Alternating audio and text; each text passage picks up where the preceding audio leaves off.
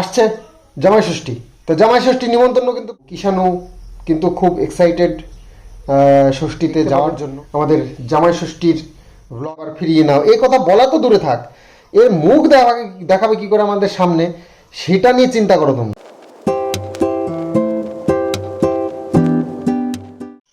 শুভ সকাল বন্ধুরা, সকালবেলায় ব্লগটা স্টার্ট করলাম। আর পুকুরে আজকে একটু জল দেওয়া হয়েছে, তো কিছুটা জল বেড়েছে। এই দেখো, সিঁড়িটা পুরো ভেসে গেছিলো, মানে জেগে গেছিলো, তো এখন অনেকটা ডুবেছে। তো যাই হোক, মাছ সকালবেলায় দেখো কি সুন্দর টুপ টুপ করে লাফ দিচ্ছে, এগুলো দেখতে বেশ ভালো লাগে। তবে মাছ, প্রচুর মাছ, তো একদিন দেখতে হবে খেবলা জাল দিয়ে কত বড় বড় হয়েছে মাছগুলো। মাঝে মাঝে একটু পরীক্ষা না করলে হবে না। এতদিন খেতে দিচ্ছি, পড়তে দিচ্ছি, তো কতটা ওদের স্বাস্থ্য হয়েছে সেটা আমাদের একটু দেখতে হবে না মাঝে মধ্যে। রেজাল্ট তো দেখতে হবে। কোনটায়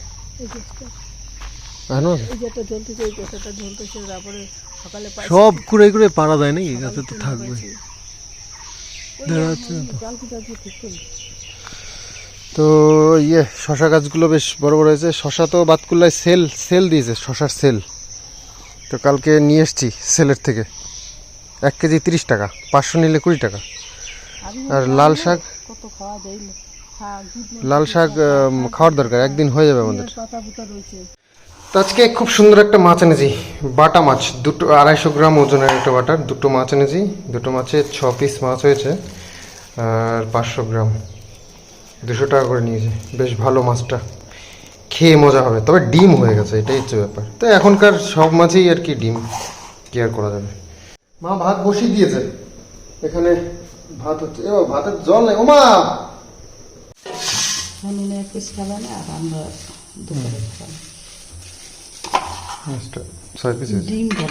ডিম ভর্তি, ওই তো বললাম।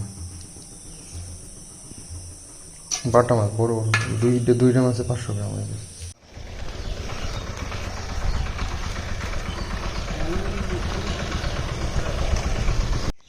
দেখো, এত বড় ছেলে কোলে করে নিয়ে আসতে হয়েছে। এতটা আনা যায় গরমের মধ্যে? আরে এত বড় ছেলে কোলে উঠেছে। নামো নামো নামো নামো। আরে কি নাম, তো ঘরে এসে গেছে। কোলে কোলে উঠেছে, কোলেতে নামে না, ওই কোলে করে আনা যায়?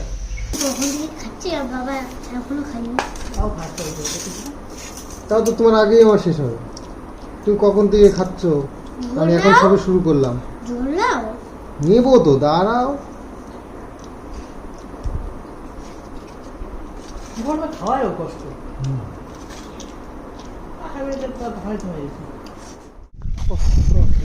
সকালবেলা একটু মেঘলা মেঘলা করেছিল, এখন আবার তো দেখছি হাওয়া এসেছে, মেঘটা কেটে গেছে, আর বেশ ভালোই রোদ্দুর উঠেছে।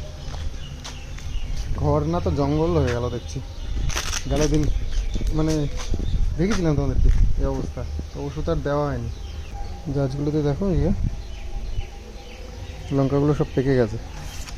আর এই গাছটায় জবা ফুলগুলো খুব সুন্দর হচ্ছে। আর জবা ফুলগুলো এত বড় বড় হয় না, কি বলবো, এত বড় বড়। আর জবা ফুলের পাপড়িগুলো হেভি ভারী ভারী, খুব সুন্দর জবা ফুল হবে। গেল দিন ওষুধ দিতে পারলাম না, চার্জ ছিল না, রেডি করে রেখে দিয়েছিলাম। তো আজকে দিয়ে দিই।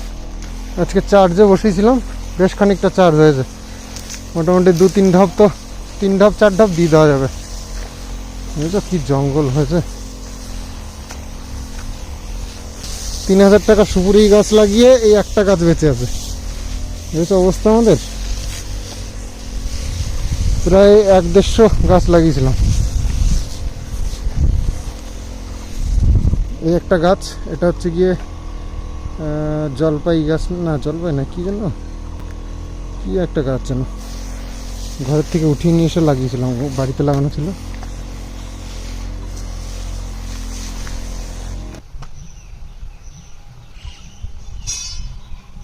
যাও ঠাম্মিকে একটু হেল্প করো, যাও। এই তো কথা শোনে না, যায় এক্ষুনি তো আবার খাইয়ে দিতে হবে এখানে। যাও ঠাম্মিকে একটু হেল্প করে আসো, যাও আমসত্ত্বগুলো তুলে দিয়ে আসো। ওষুধটা দিলাম, মেঘ করেও আসলো, বলো দেখি। ধুয়ে যাবে এখানে, ওষুধটা পুরো ফালতু হয়ে যাবে।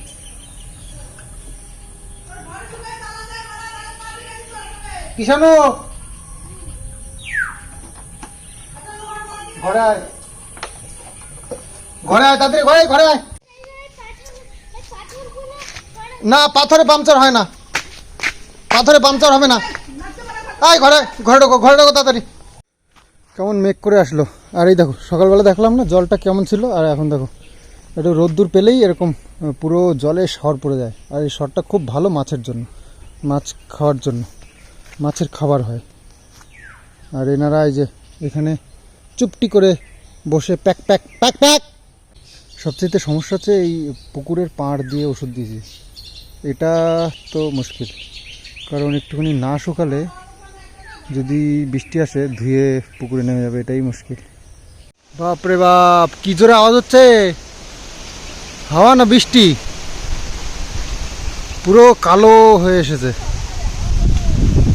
হবে না, মা বলছে বৃষ্টি হবে না।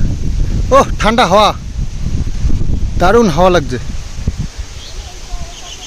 ও সুন্দর লাগছে। এই জমিটায় জল জমে গেছিল, বাবু এখানটায় পাইপটা দিয়ে পুকুরে জল নামেছিল। বাপরে, হ্যাপি হাওয়া এসেছে, আর খুব সুন্দর ঠান্ডা। ওফ, মন প্রাণ জুড়িয়ে যাচ্ছে একেবারে, সুন্দর সুন্দর সুন্দর। আসলে মা আবার এখানে একটু আসতে বললো যে বাবু এখানে পুঁই শাক আর কি কি লাগিয়েছিল সেসব কি দেখা যাচ্ছে? সেরকম তো কিছু দেখতেই পাচ্ছি না। এই জায়গাটা দিয়ে লাগিয়েছিল, এ বাবা, এই গাছটা লাগিয়েছিল তো নষ্ট হয়ে গেছে, তো এইটা মনে হচ্ছে বেঁচে আছে। হ্যাঁ বেঁচে আছে, এটা সবুজ সবুজ বেঁচে আছে। কিন্তু পুঁই শাকের তো বংশ আছে, এই যে পুঁই শাকের বংশ আছে, আর বাকি তো কিছু দেখতে পাচ্ছি না, শুধু পুঁই শাকই কটা না হওয়ার মতন হয়ে রয়েছে। আর এটা মনে হয় কুমড়ো না লাউ, কুমড়ো শাক। এখানে কয়েকটা কলা গাছ আছে, কলা গাছগুলো একটু যত্ন নিচ্ছি, দেখি ভালো হয় কিনা। তবে এইগুলো কেটে পরিষ্কার করতে হবে, ছোটো ছোটো সব গাছগুলো কেটে দিতে হবে, মাঝখান দিয়ে ফাঁকা রাখতে হবে, তবে ভালো হবে। বৃষ্টি নামে কি, সেই জন্য আর ওষুধটা দিতে পারলাম না। এই দেখো, এইসব জায়গা দিয়ে সব ওষুধ দিয়ে দিতে হবে, যে পাশ দিয়ে, জমির পাশ দিয়ে জঙ্গল হয়ে চারিদিকটা ওষুধ দিয়ে একদম মেরে ফেলতে হবে, সব পুড়িয়ে দিতে হবে। ওই গাছটায় প্রচুর আম হয়েছে, আমগুলো একটাও নেওয়া হয় না, তলায় পড়ে রয়েছে মনে হচ্ছে। দেখো কত আম পড়েছে, সব হনুমানে খেয়ে ফেলেছে মনে হচ্ছে। হ্যাঁ, সব হনুমানে খেয়ে ফেলেছে। এই দেখো, যাক, হনুমানদের জন্য আমাদের এই আম গাছটা তারা খায় ইচ্ছে মতো। তবে এই গাছটা ভাবছি বিক্রি করে দেবো। এই গাছটা আমাদের চাষের একটু ক্ষতিই করে, কারণ এখানটা দিয়ে না চাষ করলে এখানে খুব একটা ভালো হয় না। বেশ মোটাসোটা হয়েছে গাছটা, আর ওই গাছটাও।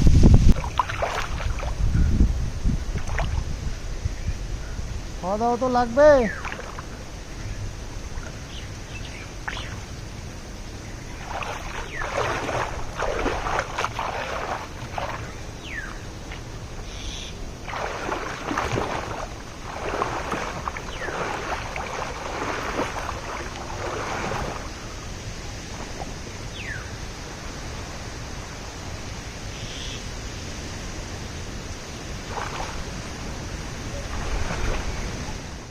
বাবা, বড় মাছটা নিয়েছে, ওই দেখো।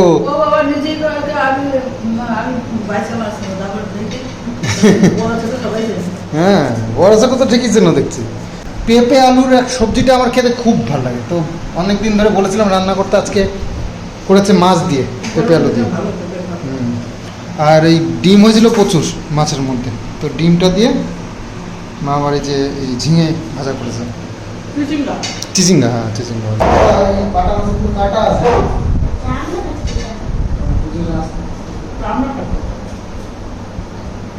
বেশ ভালোই একটু বৃষ্টি হয়ে গেল এই যে। আর মেঘটা এখনো কাটেনি, তবে এখনো গ্রুম করছে। হাঁসগুলো দেখো মনের আনন্দে ঘুরে বেড়াচ্ছে, ওদের কোনো ইয়ে আছে যে বৃষ্টি হয়েছে ঘরে যেতে হবে? হেঁটে হেঁটেই তো যাবো। হ্যাঁ, এক্সারসাইজ করতে করতেই যাবো। প্যান্টটা কিরম ঘুরিয়ে পড়েছিস, এটা একটু এরকম হবে। টিউশনের পড়ার টাইম হয়ে গেছে, 4টে বাজে। চলো চলো চলো। দেখেছো কি সুন্দর লাগছে চারিদিকটা, মানে জল পড়ে ধুলো টুলোগুলো গাছের থেকে চলে গেছে, তো একদম গাঢ় সবুজ লাগছে। আর দেখতে বেশ দৃশ্যটা বেশ সুন্দর লাগছে। এটা এটা পুকুর হলো, তাহলে আমাদের এটা কি নদী না সমুদ্র? তো দেখো অবস্থাটা কি হলো। একটুখানি বৃষ্টি হয়ে মোটামুটি ওয়েদারটা ঠিকঠাক হয়েছিল, আবার এই যে শুরু হয়ে গেল, কালো অন্ধকার হয়ে এসছে। আচ্ছা, কথাটা আমরা হাওয়া খাচ্ছি বলি, কিন্তু অ্যাকচুয়ালি তো হাওয়া আমায় গায়ে লাগাই আমরা, হাওয়া তো খাওয়া যায় না অ্যাকচুয়ালি, তাই না? তো কিছু কিছু কথা আছে এরকম, এইভাবে না বললে কথাটার মাধুর্যটাই নষ্ট হয়ে যায়। তো বলতে হয় হাওয়া খাচ্ছি, শুনতে ভালো লাগে, হাওয়া লাগাচ্ছি শুনতে ভালো লাগে না। তো এরকমই আর কি। আর আমরা বাঙালিরা জলও খাই, ভাতও খাই, সবই খাই, পান আর কিছু করি না। এটাও চলতি ভাষা অ্যাকচুয়ালি, অরিজিনাল তো পান করি। জল আমাদের পান করা উচিত, সেটাকে আমরা খেয়ে নিই, এটাই মুশকিল। মুশকিল কিছু নয়, চলতি ভাষায় আমরা বলি, আর যারা আমরা বলি তারাই নিজেরাই বুঝি। অন্য কাউকে বলতে গেলে, অন্য ভাষার কাউকে বলতে গেলে তখন প্রবলেম হয়ে যায়। বৃষ্টি তো থামার নামই নিচ্ছে না, বৃষ্টি হয়েই যাচ্ছে হয়েই যাচ্ছে।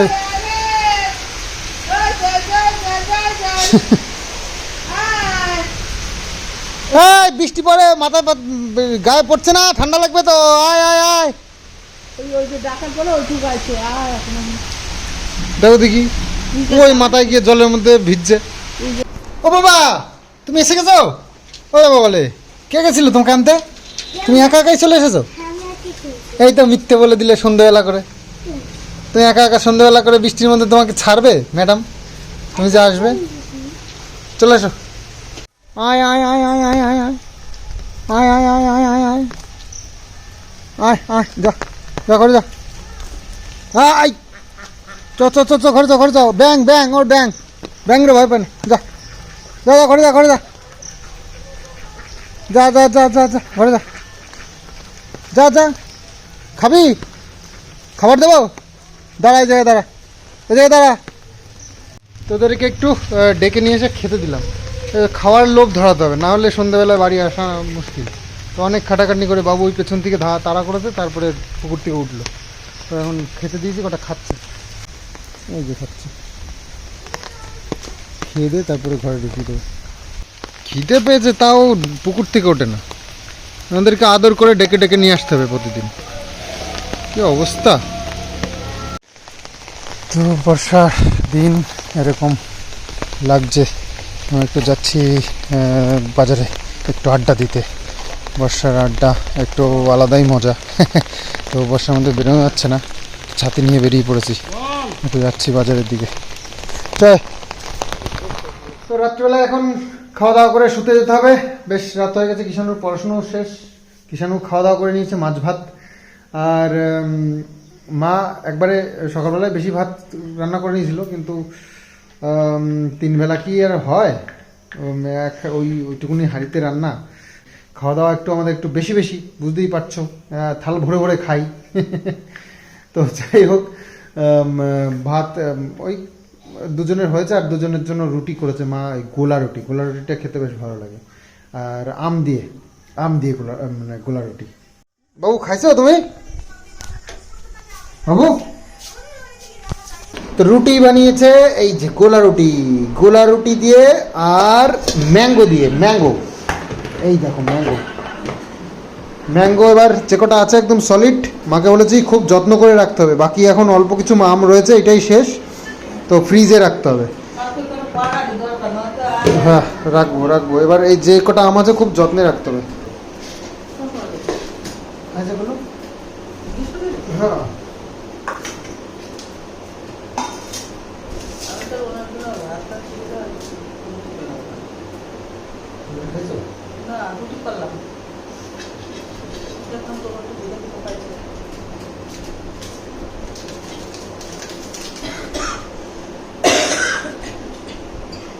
বুঝলাম।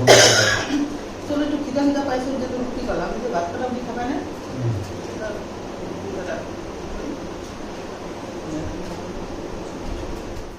গোলা রুটি খেতে কিন্তু খুব ভালো লাগে, আমার তো খুব ভালো লাগে, তোমাদের কেমন লাগে জানি না। গোলা রুটিটা দারুণ খেতে, আর গরম গরম খেতে হয়, বেশ ভালো লাগে। আর একটু গুড় বা চিনি দিয়ে দিলে না শুধু শুধুই খাওয়া যায়।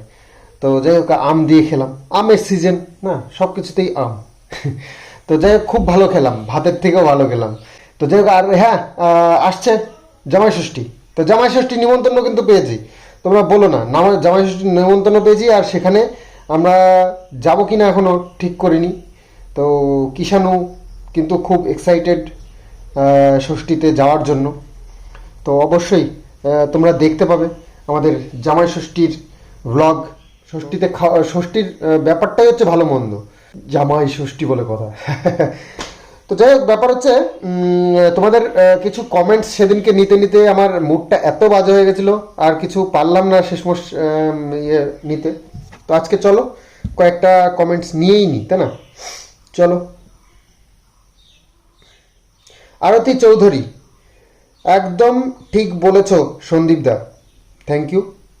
আর এটা হচ্ছে কি আমার ওই যে ভিডিওটার আর কি সন্দীপ মিত্র চ্যানেলে পোস্ট করেছিলাম লাস্ট, ওটার। আস্থা দাস লিখেছে, কিষাণু সোনাকে ভগবান শক্তি দিয়েছে, যা ও কখনো মার কথা বলে না। খুব ভালো হয়েছে, ওই মেয়ের কোনোদিন ভালো হবে না, কারণ কার্মা ব্যাক করছে, পাপের শাস্তি পাবেই। হ্যাঁ, এটা তো স্বাভাবিক। তো দেখো কি হয়, আগে আগে দেখো হোতা হে ক্যা। মধুমিতা সরকার চৌধুরী, এর মা কি জিনিস, কারোর জানতে দেরি নেই, কর্মফল তো ভুগতেই হবে। বুঝতে পারি তোমার বুকের জ্বালা, তবে বিয়ে করার আগেই তোমার খুব ভালো করে খবর নিতে হতো। কাকিমা একটা কথা এ বলেছিল, এরা খুব লোভী, সেটা তো দেখতেই পাচ্ছি। লোভী পাপ, পাপে মৃত্যু। এসব ছেড়ে এগিয়ে চলো, এদের ছায়া থেকে দূর থাকো, ডিভোর্স দিয়ে নতুন করে বাঁচো, এটাই বলবো। God bless. হ্যাঁ, কথাটা তো খারাপ নয়, কিন্তু আমার তো ফর্জ বানতা হ্যাঁ এর এর পাপের শাস্তিটা পাক, সেটার দিকে দেখা। ভগবান একা আর কত সামলাবে, একা মানুষ। তো সেই জন্য একটু হেল্প করছি, নিজের আর খুব একটা চিন্তা ভাবনা করছি না। তো তাই ভাবছি দেখি এর কত দূর মানে ভগবান একে শাস্তি দেয়। আমি ঠাকুরকে একটাই কথা বলি, একটা বাচ্চাকে যে এইভাবে কষ্ট দিতে পারে, এইভাবে ছেড়ে পরপুরের সঙ্গে মজা করে বেড়াতে পারে, লাইফটা অন্যভাবে কাটাতে পারে, সন্তানটা যে জন্ম দিয়েছে, কেউ কেউ বলতো যে নারী কাটা সন্তান। তো নারী কেটেছে, তার কি মায়া মমতা তার মধ্যে দেখতে পেয়েছো, কতটা দুঃখ পেয়েছে সে সন্তান, নারী কাটা সন্তানের জন্য। ওই তো ছেড়ে দিয়ে নাগরের সাথে ঘুরে বেরিয়েছে, আর যাওয়ার পরে দেখেছই কত নেচে নেচে বেরিয়েছে। তো সন্তানের প্রতি দুঃখ তোমরা কিছু ফলো করেছো? তো আমি চাই এ আর একটা সন্তান জন্ম দিয়ে তাকেও যেন এরকম তার লাইফটা বরবাদ না করে, তাকে যেন ক্ষতি না করে। তো এর কোলে আর কোনো সন্তান যেন ভগবান না দেয়, কারণ একটা নিষ্পাপ সন্তানের কি দোষ, তাকে এত বড় কষ্ট পেতে হবে? মায়ের যে একটা স্নেহ ভালোবাসা, তার থেকে বঞ্চিত হতে হবে, কেন এটা হবে? দোষটা এটাই যে এরকম একটা নোংরা মায়ের পেটে জন্ম নেওয়া, এটা সবচেয়ে বড় দোষ তার। তো সেটা তো ভগবান করেছে, তো দায়টা ভগবানকেই নিতে হবে। এরকম দুশ্চরিত্রা মায়ের কোলে যেন আর কোনো সন্তান জন্ম না নেয়। এটা নয় আমার সন্তান আমি কোলে পিঠে করে আমি আদর দিয়ে মানুষ করেছি, কিন্তু আরও একটা যে সন্তান, আমি তো দেখি বেশিরভাগই মায়ের কাছে থাকে, দায়িত্ব এড়িয়ে যায় বাবারা। সেই বাবার যদি দয়া মায়াটা না থাকে, তাহলে বাচ্চাটার কি অবস্থা হবে? তো যাই হোক, বেশি বেশি বলতে কি আমার মুড লাস্টে খারাপ হয়ে যায়, তখন আর কিছু বলতে পারি না। ঋদ্ধি ঘোষ লিখেছে, যে ছেড়ে চলে গেছে তার পরিবার নিয়ে আলোচনা না করে বাচ্চাটার ভবিষ্যৎ নিয়ে চিন্তা করা উচিত। হ্যাঁ, অবশ্যই করছি, তাছাড়া কে করবে? চিন্তা তো আমিই করছি ওর ভবিষ্যৎ নিয়ে। তো এটা তুমি না বললেও আমি করব। মিঠুন বায়াল লিখেছে, বাচ্চাটার জন্য তোমরা সব কিছু ভুলে, ওরে বাপরে, মানিয়ে নিয়ে এক হয়ে যাও। ওরে বাপরে, দেখো এর এত কিছুর পরেও তোমরা যে এই কমেন্টস করো, এটা আমার পড়াটাও ভুল। তো সামনের উপর চলে এসছে, পড়ে ফেলেছি। তো এসব কথার কোনো মানে হয় না। এক সেকেন্ডের জন্য আমাকে সাইড করে দাও।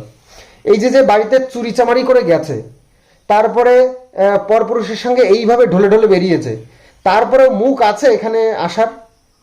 চোরের মা, এই চুন্নির মা কি বলবে? এই যে চুরি চুরি করে গেছে এই আসল চোরটা, এর মা কি করে মুখ দেখাবে বা কি করে বলবে? বা এই এই গামলা এ কি করবে? এ কি করে মুখ দেখাবে এখানে? এ তো সামনে আসতেই ওর লজ্জা করা উচিত। অলরেডি লজ্জা তো করেই, নাহলে কেসগুলো করে দিয়ে কেসগুলো একদিনও অ্যাটেন্ড করতে আসে না, তাই না? কেসগুলো অ্যাটেন্ড করতে আসে না কেন? এর সামনে দাঁড়ানোর ক্ষমতা নেই, এত মিথ্যুক, এত নোংরা, ওর মুখ দেখানোর ক্ষমতা নেই। তারপরে তোমরা এই কথা বলছো।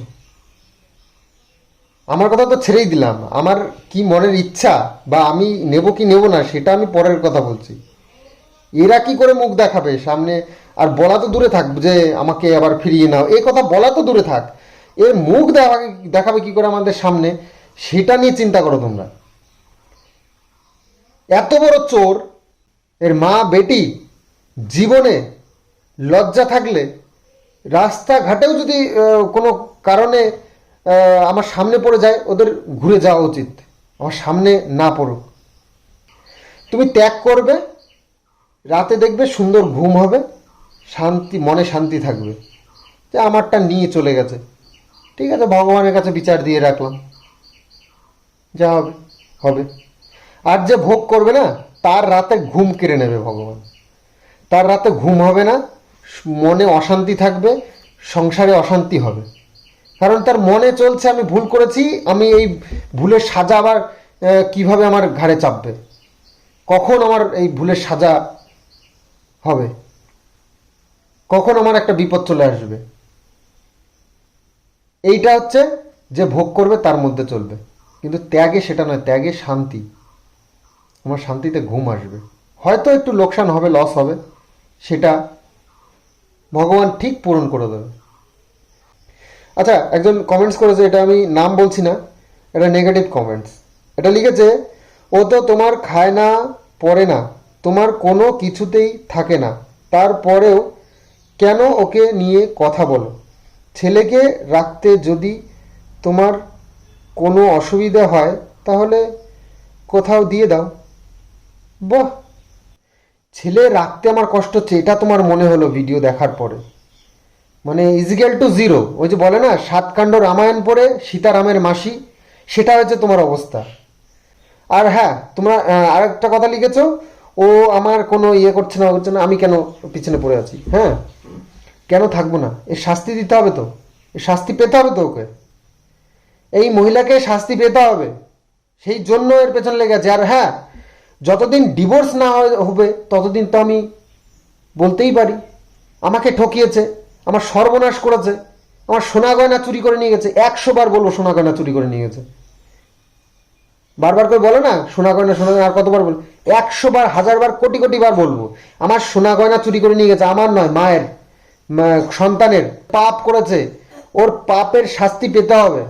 সন্তান ছাড়তে পেরেছে, সন্তানের সোনা গয়নার ছাড়তে পারেনি, লোভ সামলাতে পারেনি। তাহলে ভাবো, মায়া দয়া ছাড়তে পেরেছে কিন্তু লোভ সামলাতে পারেনি। আমি যাকে পছন্দ করি না তার কোনো জিনিস আমি নেব না, এটাই তো জেদ। আমার সন্তানকে আমি নেব না, আমার সন্তানের সোনা গয়নাগুলো আমি নিয়ে যাব, ওগুলো বেচলে তো পয়সা হবে, আর ওইগুলো পরে আমি রঙ্গরালিয়া মানিয়ে বেড়াবো, আমার বয়ফ্রেন্ডকে গিফট করব, আমার মাকে সাজাবো, আমার ভাইকে দেবো, আমার ভাই বউকে সাজাবো, পাপের মধ্যে সব কটাকে ডুবাবো। আমি একা পাপে ডুববো নাকি? তো যাই হোক, চলো ভিডিওটা এখানে এন্ড করছি। আগামী দিনে আসবো আবার নতুন আরও সুন্দর সুন্দর কমেন্টস নিয়ে, ভালো ভালো ভিডিও নিয়ে। তো চলো, বাই বাই।